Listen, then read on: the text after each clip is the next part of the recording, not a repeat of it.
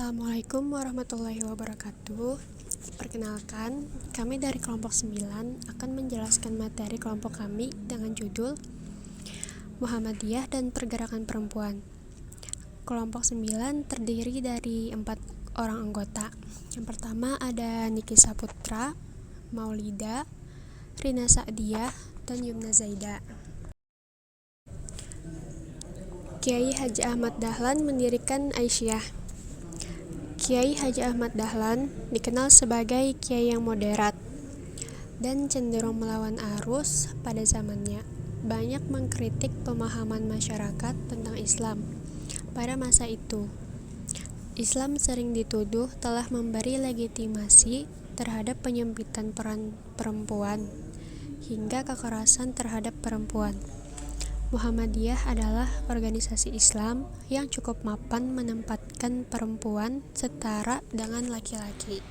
Perempuan merupakan tulang punggung keluarga dan masyarakat yang berdiri di garda depan dalam membangun generasi bangsa yang tangguh.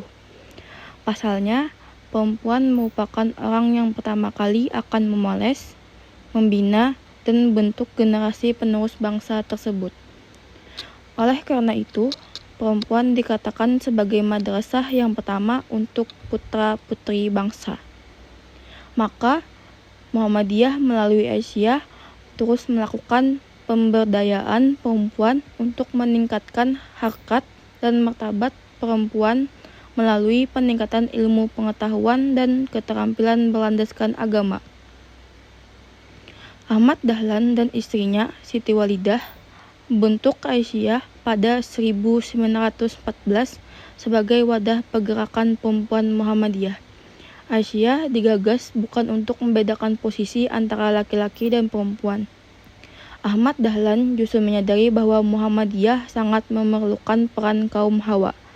Aisyah menjadi tangan Muhammadiyah untuk merespon isu-isu perempuan dan sekaligus memberdayakannya melalui jalur pendidikan dan pelayanan sosial.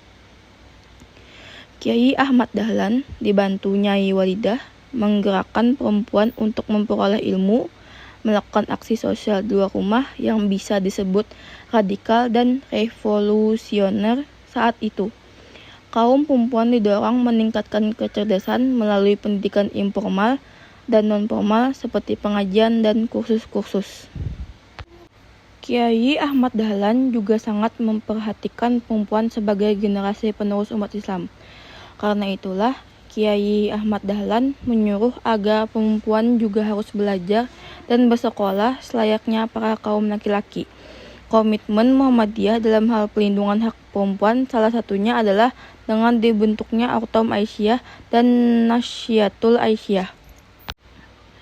Berikut beberapa contoh pergerakan Ortom Aisyah di zaman sekarang.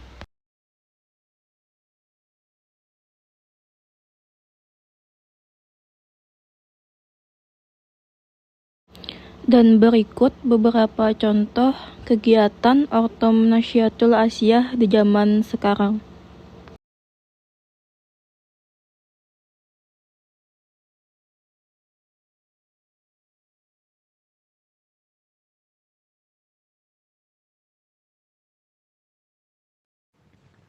Kesetaraan gender dalam Muhammadiyah.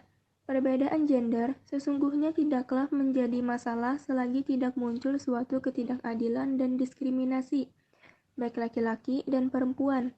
Muhammadiyah merupakan organisasi yang sejalan dengan semangat tajdid atau perubahan Muhammadiyah yang sudah digagaskan oleh Ki Haji Ahmad Dahlan, yaitu kesetaraan gender, peran laki-laki dan perempuan bukan dari segi tanggung jawab. Dengan pendirian Ki Haji Ahmad Dahlan yang keras terhadap taklid dan keterbukaannya terhadap perubahan menjadikan Muhammadiyah sebagai organisasi yang dinamis dan bisa menyesuaikan diri dengan perubahan dengan semboyan kembali kepada Al-Quran dan As-Sunnah.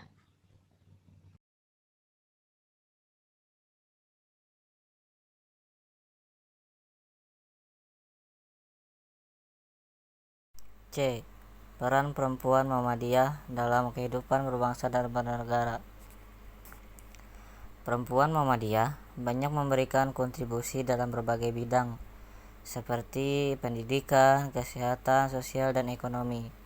Perempuan Muhammadiyah juga terlibat dalam berbagai aktivitas kemasyarakatan dan keagamaan untuk memajukan masyarakat dan negara. Pandangan Aisyah dan Nasyatul Asyia tentang peran politik perempuan dapat dicermati berdasarkan keputusan yang telah dibuat oleh Muhammadiyah melalui lembaga yang berkenaan dengan itu, dalam hal ini Majelis Tarjih dan Tajdid.